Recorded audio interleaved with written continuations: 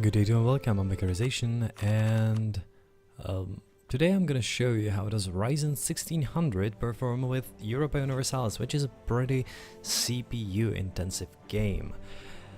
You can see that there's a lot of things going on right now, and you can see the whole world. The GPU, I should mention, is the GTX 1060 6GB version, slightly OC'd by default, and well, you can see that it's not going very high.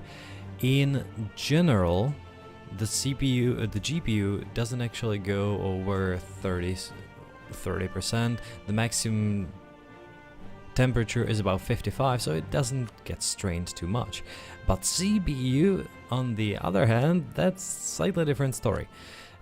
The general usage is somewhere between 25 to 35%, with an average around those 30-32. And what is more interesting is that Europa Universalis is heavily using the CPU 7, which is the 7th thread, which means that it's not really the real core, really. It stretches it to 96, sometimes even 100%, and all the other ones are stretched to approximately 30 to 40%.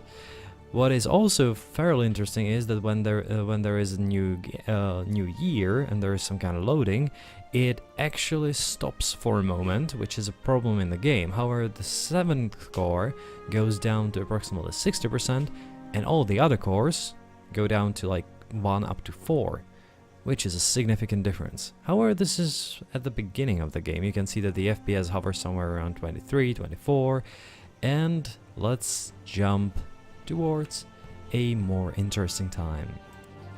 Let's jump to those 1700s, 1760s actually. And you can see that the CPU usage is more or less the same, right? You would expect much more.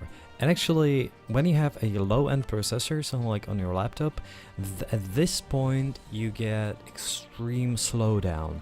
And instead of rushing through the game, you actually have to wait by day. You can wait day by day. You can see that the months are actually slower than previously. However, they are not fairly slow. The problem is that this is caused by the game and not by the processor. Even though right now, instead of maximum of like 36 to 38, you can occasionally see a jump to 44% of use. It's there, just that.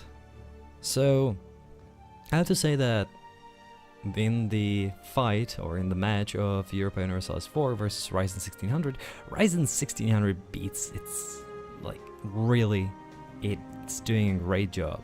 And Europa Universalis now has its issues in terms of performance, and we can see them right now, where actually everything is used, CPU is at 36%, but it's starting to slow down.